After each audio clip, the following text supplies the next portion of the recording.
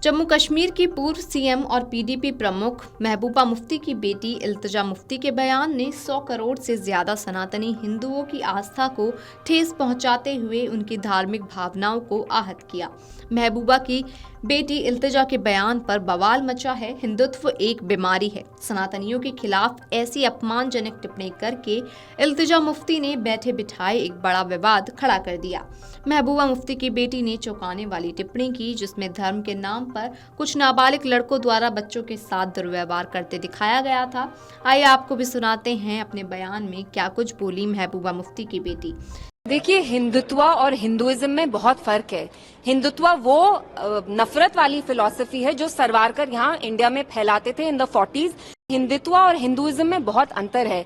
Hinduism, like Islam, is a religion that promotes secularism, that promotes love and compassion. So let's not deliberately distort it. आजकल जय श्री राम, जिस आप राम राज्य की बात करते थे, वो राम राज्य का नहीं है। जय Shri Ram is a slogan that's bin associated with lynchings. जब आपको किसी मुसलमान बच्चे की पिटाई करनी है, आप ये स्लोगन यूज करके उसकी पिटाई कर रहे हैं। मैंने हिंदुत्व को क्रिटिसाइज किया और मैं डंके की चोट पे कहती हूँ कि हिंदुत्व एक बीमारी है और इस बीमारी का इलाज हमें करना पड़ेगा। देखिए, हिंदुत्व और हिंदुइज्म में बहुत फर्क है। हिंदुत्व वो नफरत वाली फिलॉसफी है जो सरवारकर यहाँ इंडिया में फैलाते थे इन द 40s।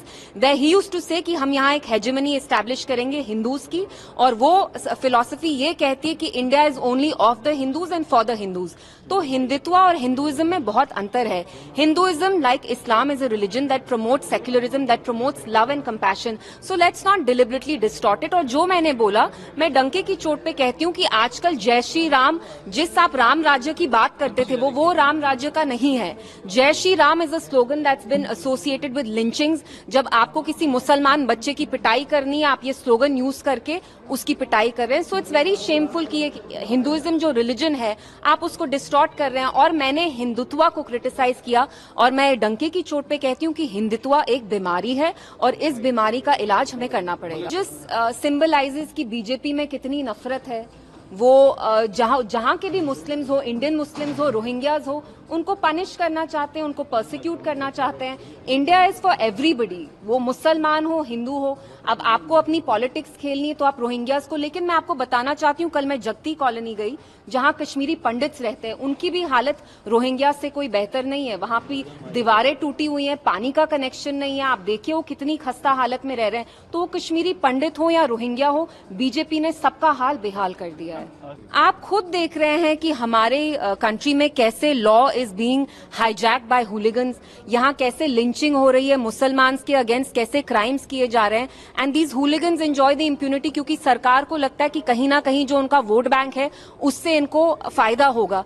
तो आप खुद देखिए यहाँ कैसे कैसे चीजें हो रही हैं। And of course we condemn whatever happened there. जैसे ही उनके बयान सामने आया, तमाम हिंदूवादी संगठनों और राजनेताओं ने उनकी पोस्ट पर रिएक्शन देते हुए अपनी बात कही।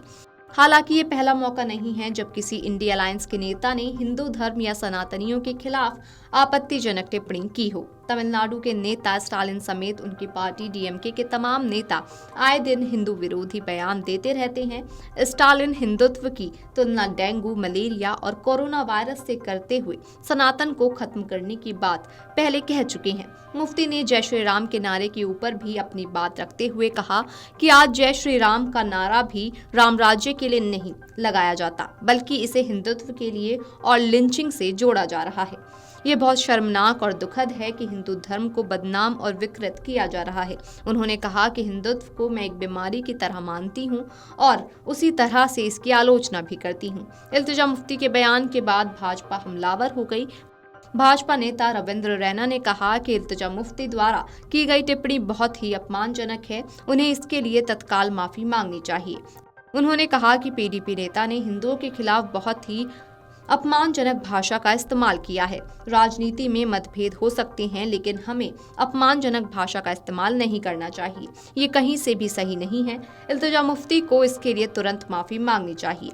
इल्तिजा मुफ्ती 2019 में उस वक्त चर्चा में आई थी जब आर्टिकल 370 के हटने के बाद उनकी मां को जेल में डाला गया था। उस समय वे अपनी मां की सोशल मीडिया प्रोफाइल को मैनेज करती नजर आई थी।